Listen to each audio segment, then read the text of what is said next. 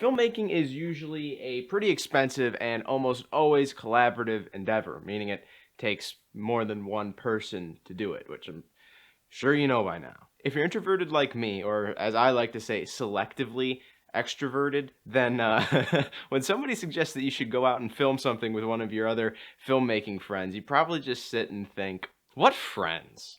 I get you, I do, which is why I want to give you a few options for filmmaking on your own.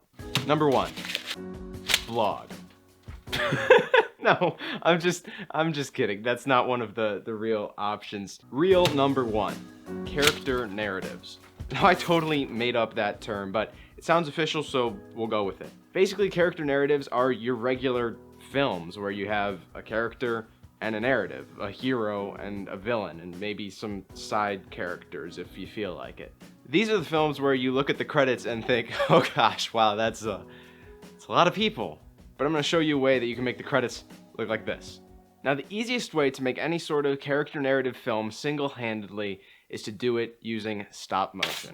Dun dun dun. Yeah, I know, it's scary, but it's really actually not all that bad. But it is tedious. You probably know what stop motion is, but for those of you who don't, it's basically taking a bunch of different little photos and moving your subject, which is some sort of inanimate object, a little tiny bit in between. And when you stitch them all together in post, play them rapidly after each other, it'll look like a moving animation.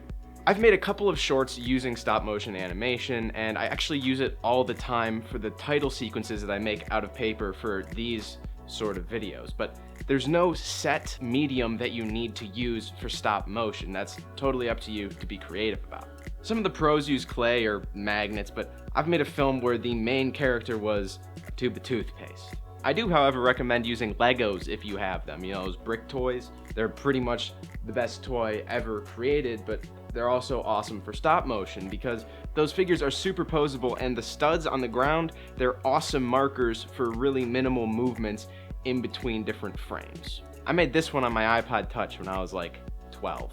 Stop motion is super tedious, and every single shot can take a long time, like an hour for a couple of seconds just to film it. So you really need to be thorough and preconceive where your character, your subject, is going to move through the frame and how the frame itself might move before you start taking those hundreds and hundreds of pictures. This will help you in the long run though, because if you ever do start shooting regular character narratives with people, actors, you're going to be a lot more deliberate in your cinematography when you've had all this practice of, oh gosh, I hope I do this right and I've planned it out correctly so I don't have to take another 700 photos because I shot it in the wrong direction or angle.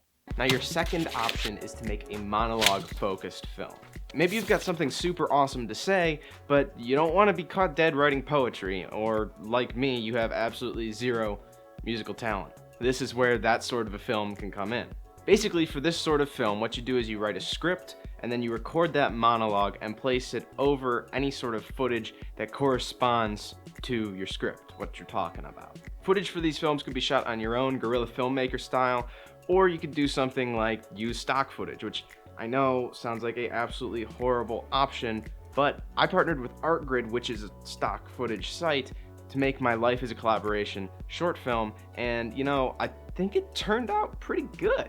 I decided to partner with ArtGrid because they've got some super cinematic videos as opposed to just the really bland, the usual stock footage stuff that you think of when you think stock footage.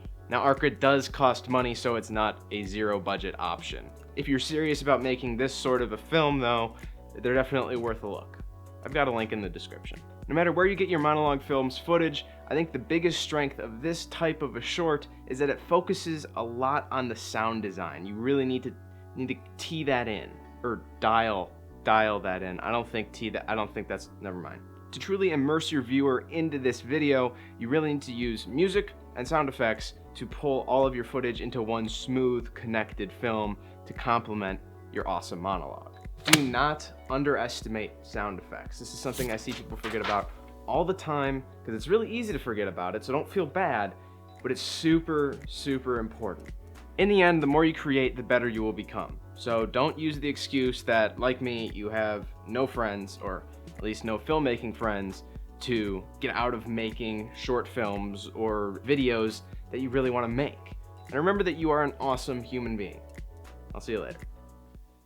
You have no idea how long it took me to set this up with like my new lighting, and I don't even know if it looks that good, to be honest, but I wanted to do something different.